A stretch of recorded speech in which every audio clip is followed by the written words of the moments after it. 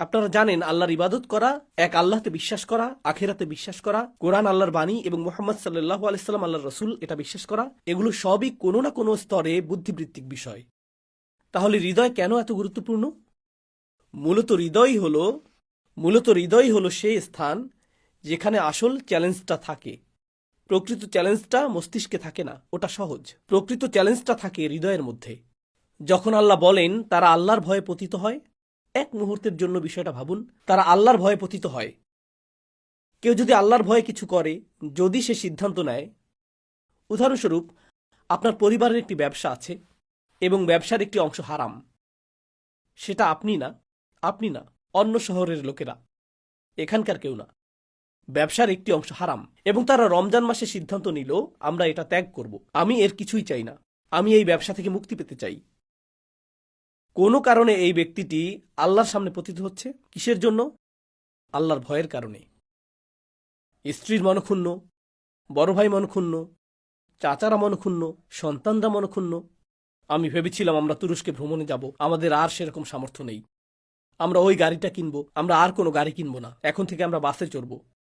ঈদের জন্য আমাদের নতুন জামা কিনে দিবে না, না না না, গত ঈদের জামা সেগুলো বের করো, ইস্ত্রি করো, সেগুলোকে লন্ড্রিতে দিয়ে দাও, এটাই করো, কারণ আমরা দোকানটা বন্ধ করে দিচ্ছি।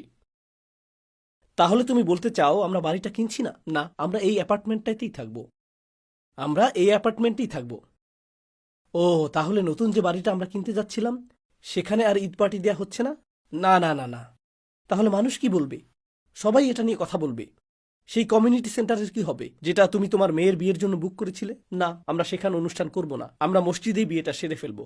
কমিউনিটি সেন্টারের সামর্থ্য আমাদের নেই। ডেকোরেটর সার্ভিসের কি হবে? না, আমরা বাড়িতেই খাবার রান্না করব। 2 পদের রান্নাও না, শুধু একটি, শুধু চিকেন, এটুকুই। কারণ আমি আল্লাহর ভয়ে পতিত হচ্ছি, আমি আল্লাহর সামনে তার ভয়ে পতিত হচ্ছি। আপনি যদি আল্লাহর ভয়ে কোনো সিদ্ধান্ত নিতে যান, জানেন কি ঘটবে? ওই সিদ্ধান্ত নেওয়ার আগে এমন অনেক কিছু থাকবে যা নিয়ে আপনি ভয় পাবেন।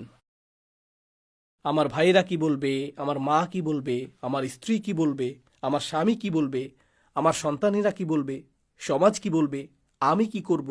ও মাই গড, আপনাকে আতঙ্কিত করার মতো জিনিসের তালিকা বাড়তেই থাকবে। যখন আল্লাহ বলেছেন কেউ আল্লাহর ভয়ে পতিত হয়, জানেন এর অর্থ আসলে কি? তারা অন্য কিছুকে আর যথেষ্ট ভয় পায় না। তারা এখনো এগুলোকে ভয় পায়, কিন্তু ওই ভয়গুলোর কোনোটিই আল্লাহর ভয়কে অতিক্রম করার মতো শক্তিশালী না। এর অর্থ এটাই, তখনই একটি পাথর আল্লাহর ভয়ে পতিত হতে প্রস্তুত হয়। আর এটাই হৃদয়ের বিজয়। এটা কোনো সহজ যুদ্ধ নয়। এটা বলা সহজ, আমি মূর্তি পূজা করি না, আমি কেবলামুখী হই এবং আমার সামনে কোনো প্রতিমা নেই, আমি কেবল আল্লাহর ইবাদত করি। হ্যাঁ, কেবল আল্লাহর ইবাদত করেন, কিন্তু আপনি কি কেবল আল্লাহকেই ভয় করেন? এটা বলা সহজ না। আপনি যদি আসলেই সৎ হন, কেবল আল্লাহকে ভয় করাটা সহজ কোনো লড়াই না। আল্লাহ বলেছেন ফালা তাখশাউন নাসা অখশাউন, মানুষকে ভয় করো না, আমাকে ভয় করো।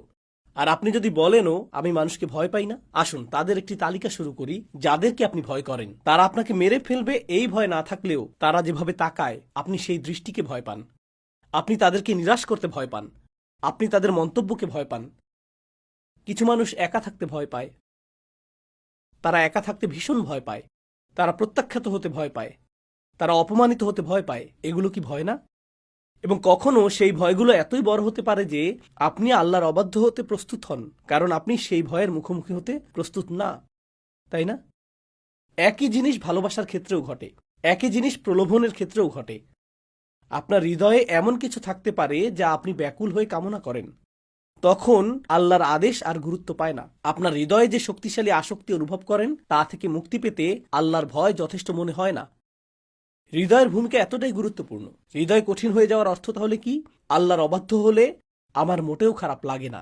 আল্লাহ যা বলেন তা না শোনার জন্য, তার কথায় গুরুত্ব না দেওয়ার জন্য আমার মোটেও খারাপ লাগে না।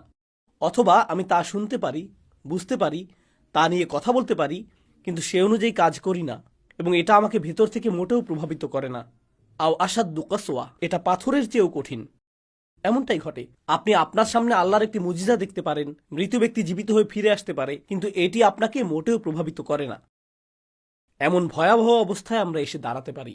আমরা মসজিদে আসতে পারি, কোরআন তেলাওয়াত শুনতে পারি, দার্সে বসতে পারি, তা বুঝতে পারি। আমরা পানির সংস্পর্শে আসতে পারি, পানি দ্বারা যেমন আঘাত করা হয়েছিল, আপনার সামনে আলো থাকতে পারে, আপনি কেবল তা অনুসরণ করছেন না।